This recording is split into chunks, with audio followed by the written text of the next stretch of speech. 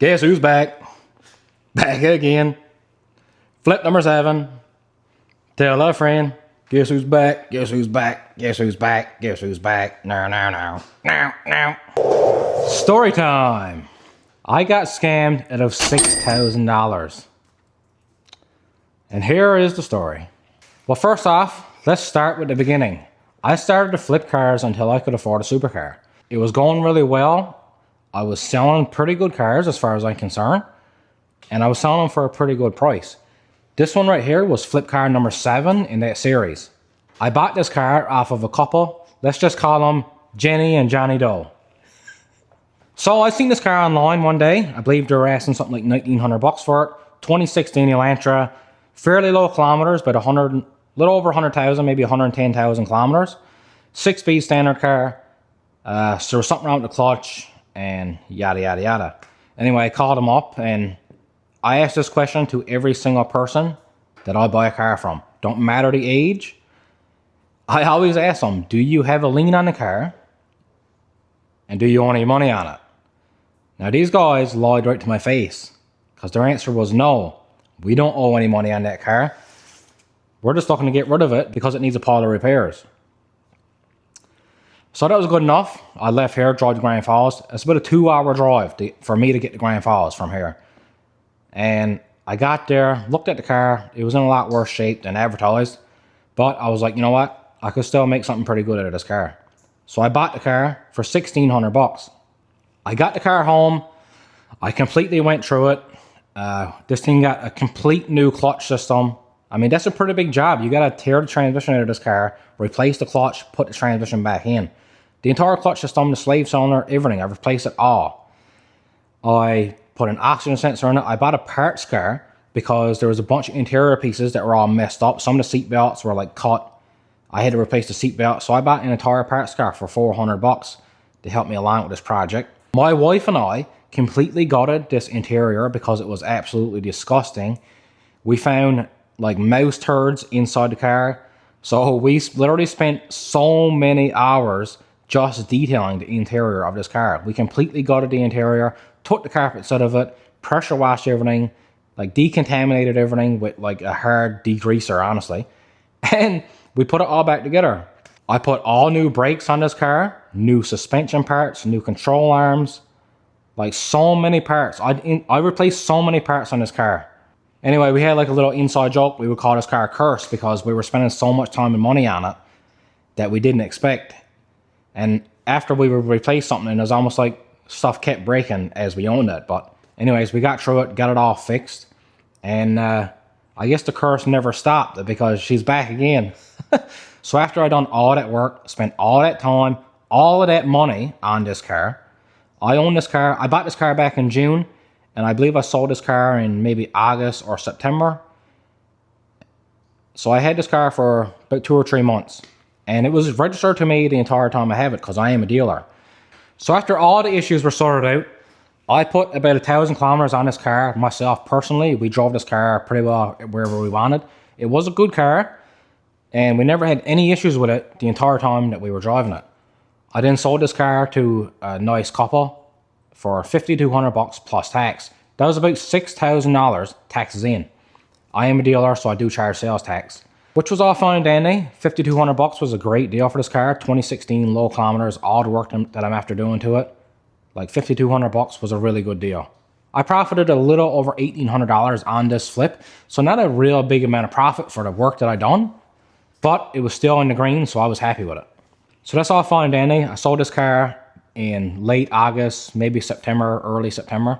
I got a text message one day from the guy I sold the car to.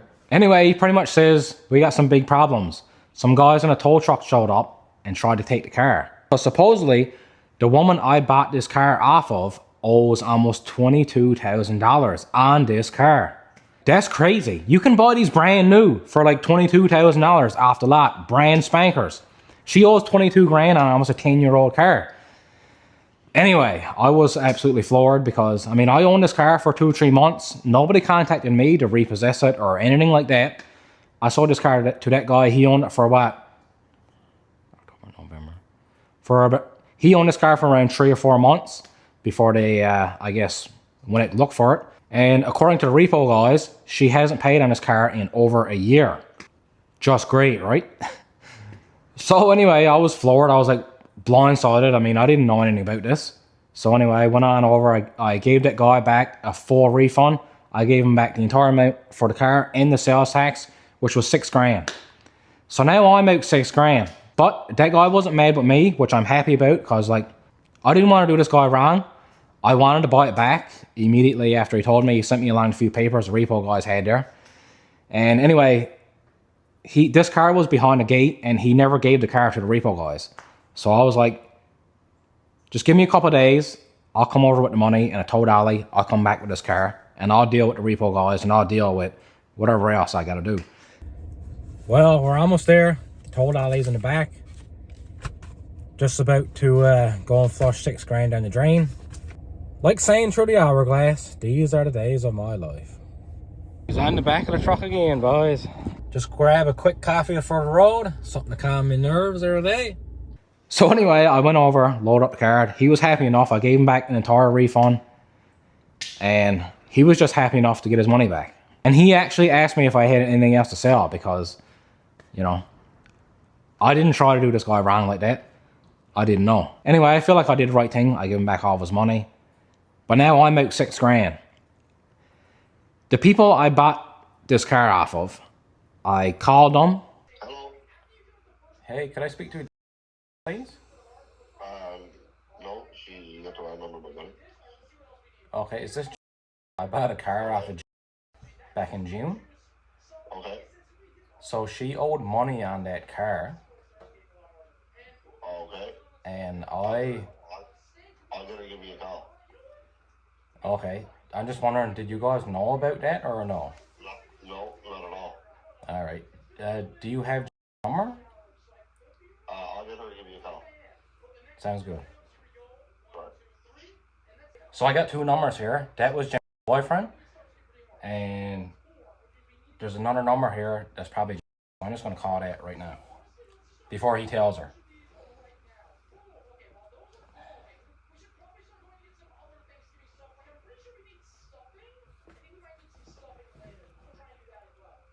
Call has been forwarded to an automatic voice message system. Please record your message. Hey, this is Damien calling.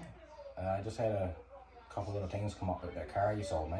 If you could call me back, that would be great.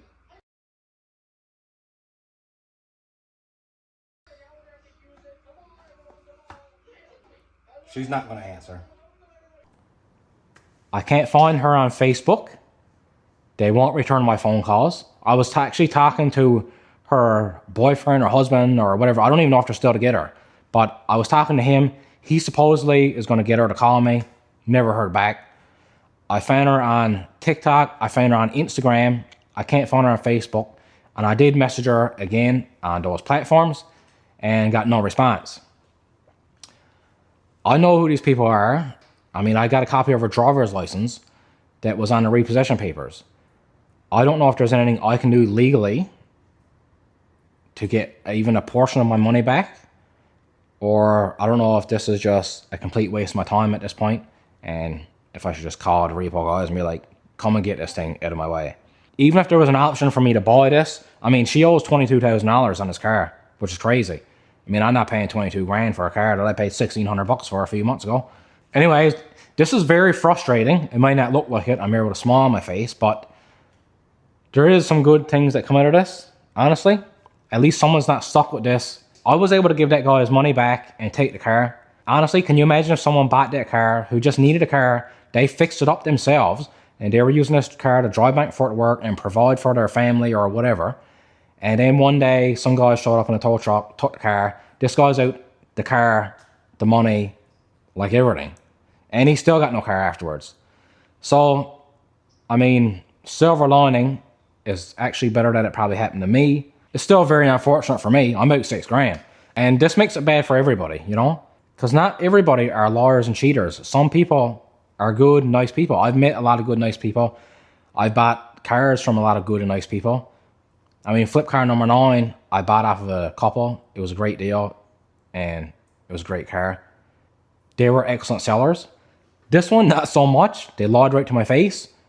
own all that money on this car. I bought it, spent so much time and money on it that I'll never get back. And I'm here now with a car that I can't sell and I can't do nothing with. If any of you guys, know anything that I can do legally, drop a comment. I don't know what to do here now. And I'm probably just going to call the repo guys and tell them to come and get it. Anyway, moral of the story, if the deal looks too good to be true, it probably is.